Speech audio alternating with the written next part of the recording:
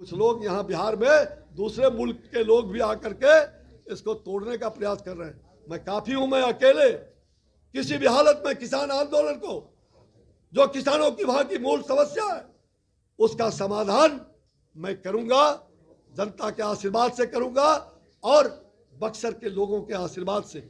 मेरे खून का एक एक कतरा बक्सर की जनता के लिए, बिहार की जनता के लिए बहेगा। लेकिन मैं कभी पीठ पर नहीं, अगर सीने में गोली लगेगी तो वो गोली खाने के लिए भी अश्विनी चौबे तैयार है। मैंने उस समय भी शपथ खाया था जब मैं नौजवान था 74 आंदोलन में, और आज भी मैं 70 साल का अगर हूं तो आज भी मैं उसी जोश के साथ लड़ाई लड़ने के लिए संकल्पित हूं।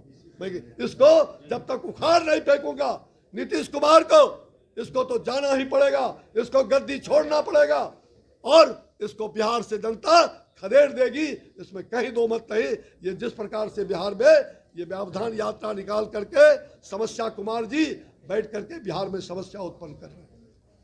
तो दो गुंडों को किस प्रकार से मेरे गाड़ी जाने के बाद पीछे से ईंटे को उछाला जाता है मुझे भी नहीं मालूम, मुझे बाद में बताया। ये लगातार वहां कुत्सित प्रयास हुए। एक पोषित गुंडे के द्वारा मेरे उपवास स्थल के पहले, और वहां से एक सफेद पोष राजनेता जो सत्ता पोषित राजनेता है, सत्ता के राजनेता है, उनके इशारे पर और उनके द्वारा किस प्रकार से एक 80 साल के बूढ़े को मोजे में लपेट करके और एक चिक दिया जाता है, क्या चिप दिया था ना, हाँ चिप दिया था, वो चिप दिया जाता है और वो रिकॉर्डिंग करके और मेरे खिलाफ गलत ढंग से और बाजार में घुमाया जा रहा है मेरे उपवास स्थल के पीछे से। ये क्या हो रहा है? ये सत्ता पोषित लोग आप घबरा गए, चारों तरफ छितरा रहे। और मैं कहना चाहूंगा कि जिस प्रकार से उस डीएसपी ने इतना बड़ा हिम्मत किया, थाने में पकड़े हुए लोगों को कहा ये, और उनके सामने वो दबंग थे, कहा कि मंत्री जी अपना काम कर रहे हैं, ये लोग अपना काम कर रहे थे, और उसको छोड़ दिया गया तुरंत। अब आप सोच सकते हैं किसके इशारे पर छोड़ा गया, किसका दबाव था। एक केंद्रीय मंत्री वहां के सांसद पर जानलेवा हमला होता है, सारे लोग वहां देख रहे हैं, हजारों लोग वहां पर गवाह है, और आपने उस गुंडों को छोड़ दिया, उस अराजक तत्वों को छोड़ दिया।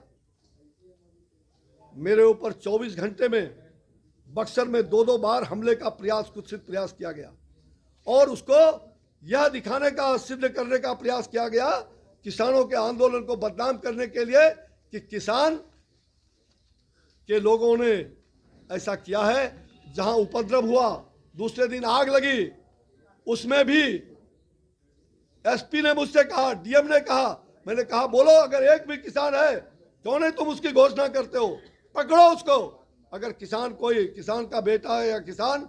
लेकिन वो कहा कि अराजक तत्व थे।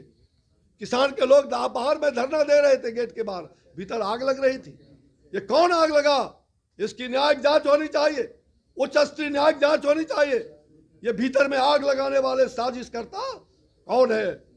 किसने आग लगाया? किसानों को बदनाम करने का साजिश किसने किया? मैं नीतीश कुमार जी से पूछना चाहता हूं, नीतीश कुमार जी आप आगे आइए। मैं जानता हूं आपके, मैं उस बुलंदी को बाद में रखूंगा, मैं आपकी कायरता को मैं जानता हूं, आप कायर हो। अगर आप में थोड़ा भी खून है, थोड़ा भी जेपी आंदोलन का वसूल है, तो इस कायरता से आप वापस करो। और मैं बहुत दुखी मन से कह रहा हूं, कल भी जो घटना घटी है, एक्सीडेंट हुआ है रात में, मैं तो चाहूंगा कि जिला प्रशासन उसको दिखवाए कैसे हुआ, क्या हुआ। ये ठीक है, मैं नहीं कहता हूं वो एक्सीडेंट था, एक्सीडेंट हुआ, लेकिन 16 फीट का रोड और 8 फीट का पुल, बिना नंगा पुल, कोई चिन्ह नहीं दिया, पुल के नीचे गड्ढा कैसे किया हुआ था?